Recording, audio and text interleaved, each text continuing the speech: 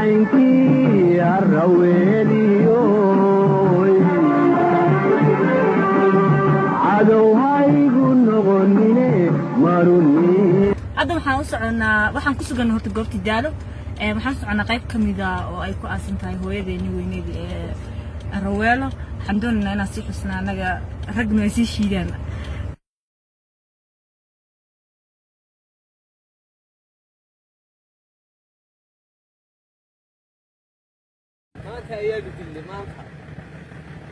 maxay ragana u dhaxtuuraan dumarkana ay u dhigayaan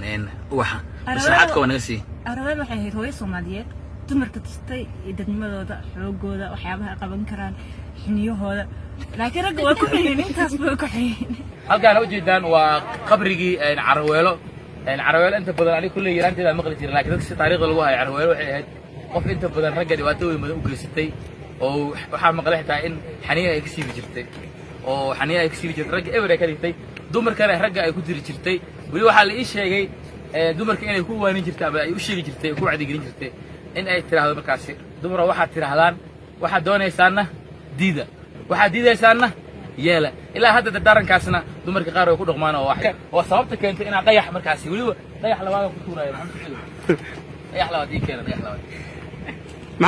maxaa ka dilaysaa ya ruuxaniya meeqan xaniya ya rag meem yaa leeda wixii rag ah xaniyuhu ya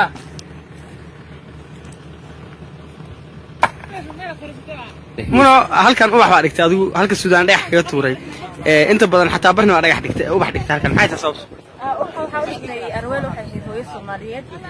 anu kale hooyada iyo hooyinka abartilmaameedsado oo aad u jecel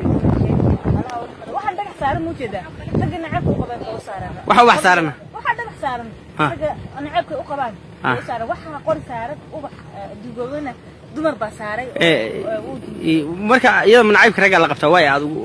aad rood mool ku lama qabo laakiin waxay ahayd hal door baynu ahayd marka ragga wax wanaagsan ugu waan sabaxeed qof tiraada ragga la barbarbaatihiin ragga in xiniyaha laga saaro oo mataqaana koromo laga wada dhigo arinta ma taageersantiin idin kala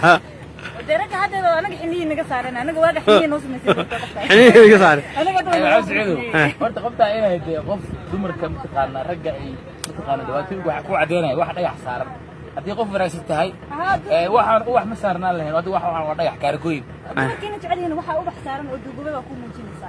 haye ya marka waa isku haystaa mar walba waxa weeye hadda waxaan doonayaa inaan ka sameeyno meel qasbi oo soo boqdo laakiin dumarka hadii hadda ragga ay ku dadaan in xariiq sii jirtay dumarka marka waagaas ay u maqnaa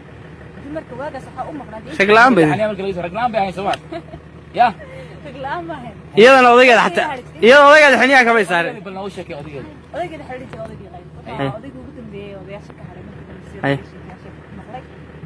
odaygaas wuxuu dhalinyaradii baa la xartay wax kale markii tiro odayaasha laaya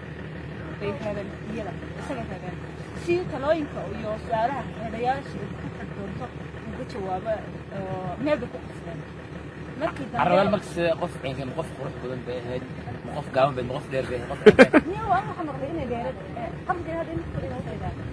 hadda Raweelo hadda habaarona cawaadna la ku fuuyo dambi ali qoraa dilbarga qoraa committee habar intay rag bay xaniyaa ka siibto oo joogto ilma rag ay dumar meeyaan oo dhibaatayaan oo عينكي الرويليو عدو هايقون نغنيني ماروني على الجبع ماروني على الجبع